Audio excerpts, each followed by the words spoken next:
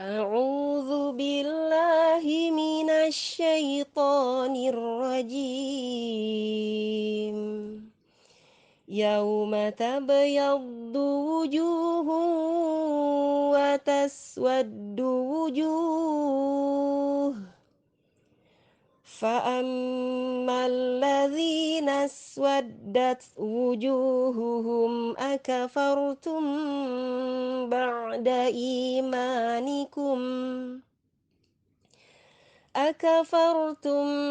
بعد إيمانكم فذوقوا العذاب بما كنتم تكفرون صدق الله العظيم. Bismillahirrahmanirrahim. Assalamualaikum warahmatullahi wabarakatuh. Innal hamdalillahi nahmaduhu wa nasta'inuhu wa nastaghfiruh wa na'udzu billahi min syururi anfusina wa min sayyiati a'malina. May yahdihillahu fala mudhillalah wa may yudlil fala hadiyalah. Asyhadu an la ilaha illallah wahdahu la syarikalah wa asyhadu anna Muhammadan 'abduhu wa rasuluh. Allahumma salli ala sayyidina Muhammad wa ala alihi sayyidina Muhammad. Para pencinta Al-Quran, Alhamdulillah untuk di pagi hari ini kita telah sampai pada materi kita Tahsinul Quran Surah Ali Imran ayat ke-106. Berikut ini akan saya uraikan beberapa hukum tajwid yang terdapat di dalam ayat ini. A'udzu billahi minasyaitonir rajim.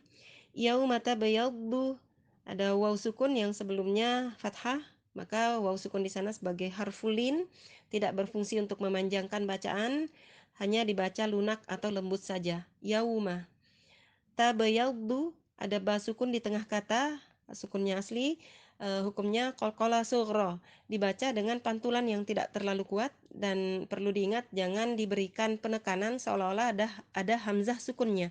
Jadi tidak dibaca ya tab tapi tab ya. Tabayyaddu, tabayyaddu wujuh.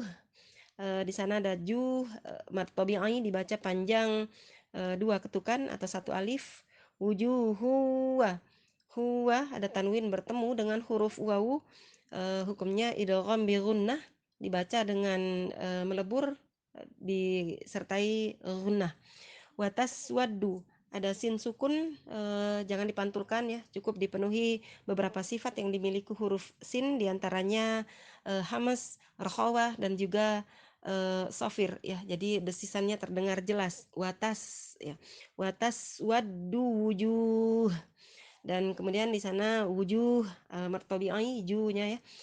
Ketika kita wakaf itu menjadi mad arid lisukun karena bertemu dengan huruf ha, ha dhamir di sana yang dibaca sukun, maka kita boleh pilih kadar panjangnya 2, 4 ataupun 6 harokat ya, atau 3 alif ya. Namun untuk lebih afdolnya kita membaca mad arid lisukun ini, menurut ulama itu 6 harkat ya, atau 3 alif. Dan ketika kita baca wasol di sana kembali menjadi mad tabi'i, cukup dibaca panjang 2 ketukan, tidak boleh kurang ataupun lebih ya. Jadi ketika kita waqaf dia hukumnya mad arid disukun, ketika kita baca wasol mad tabi'i. Wujuhu fa, seperti itu ya. Dan ketika wasal tentu saja karena di sana domatain bertemu dengan huruf fa, maka hukumnya ikfa, ikfa hakiki di kategori awsat ya, dibaca dengan tingkat kesamaran dan dengungannya yang seimbang. Fa amma ada mim bertasdid, hukumnya gunnah musyaddadah, dibaca dengan kadar dengungan yang paling sempurna, hingga kurang lebih 2 atau 3 ketukan. Fa ammal ladzina, ada alladzina di sana idgham syamsi ya. Kita baca, kita dobelkan lamnya, namun jangan dibaca lama ya. Jadi bukan fa ammal ladzina, cukup dibaca didobel dan cepat ya. Fa ammal ladzina, zi martabi'i dibaca panjang 2 ketukan. Nas di sana ada hamzah wasal ya, tidak berfungsi juga untuk memanjangkan bacaan. Jadi dibaca fa'ammal nas kembali ada sin sukun sama seperti sin sukun di atas tadi ya. Jangan dipantulkan menjadi nas ya, tapi nas waddat. Nah, di sini ada dal bertasdid dibaca dengan penekanan atau dianggap dua ya, sejatinya huruf yang bertasdid itu memang ada dua, yang satunya sukun dan yang satunya berharokat. Kembali selanjutnya ada ta sukun, kita penuhi hamesnya di sana dengan mengalirkan hembusan nafas kita ya. Lalu wujuhuhum, ju mad tabi'i dibaca panjang dua ketukan, huhum mim sukun bertemu dengan huruf hamzah, hukumnya izhar syafawi, dibaca jelas mim sukunnya. Tidak terpantulkan menjadi wujuhuhum ya, cukup dipenuhi sifat bainiyah ataupun tawasutnya dengan mengalirkan suara kita sedikit ya, suara mimnya itu dialirkan sedikit. Dan perlu saya perjelas di sini, mungkin di antara kita ada yang menggunakan mushaf Kemenak RI, ada juga yang menggunakan mushaf yang penulisannya itu mengacu pada Rosem Usmani Madinah. Maka di sini ada sedikit perbedaan. Di mushaf saya yang di Rosem Usmani Madinah ini tanda wakofnya lam alif ya. Jadi wakaf mamnu tidak baik wakaf di sana. Sementara di mushaf Kemenak RI justru tanda wakofnya qaf lam yang menandakan bahwa kita lebih utama wakaf ya di sana. Nah, di sini wallahu a'lam, tapi saya memilih menggunakan mushaf yang penulisannya mengacu pada Rosam Usmani Madinah ya. Jadi di sana saya tidak wakaf, melainkan saya baca wasal wujuhuhum akafartum ya.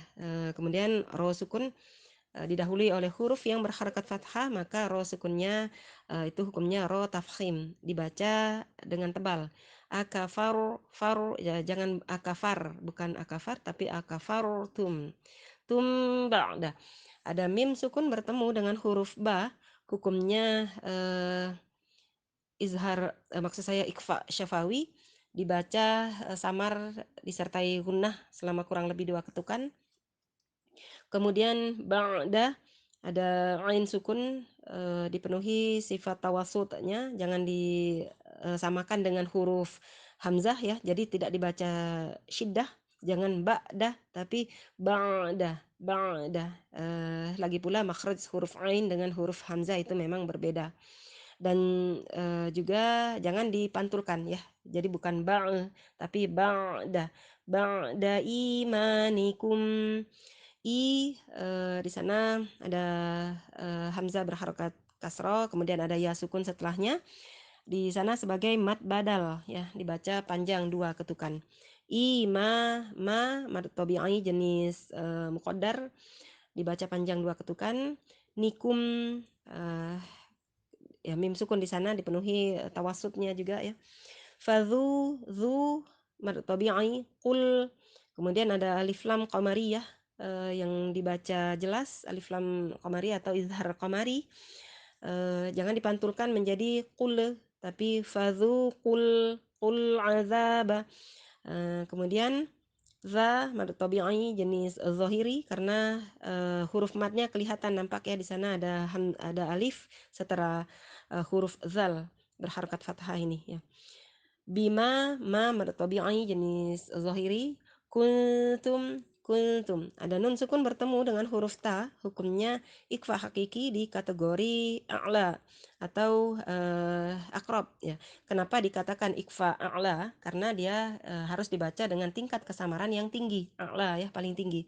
Kemudian kenapa dikatakan ikfa di kategori akrob? Karena dia makhraj huruf ta dan makhraj huruf nun ini berdekatan ya, jadi akrab ya. Kita baca dengan tingkat kesamaran yang paling tinggi.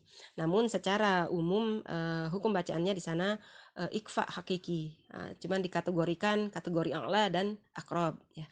Kemudian untuk mim sukun bertemu dengan huruf ta, hukumnya izhar syafawi, dibaca jelas mimnya, dipenuhi sifat tawasutnya, jangan dipantulkan. Takfurun, kemudian ada kaf sukun yang harus dipenuhi juga hamesnya ya.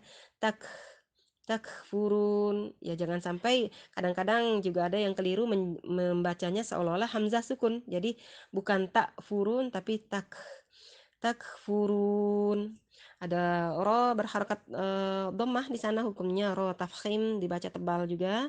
Dan juga selain itu dia hukumnya tabi'i, yang bertemu dengan huruf nun yang dibaca sukun.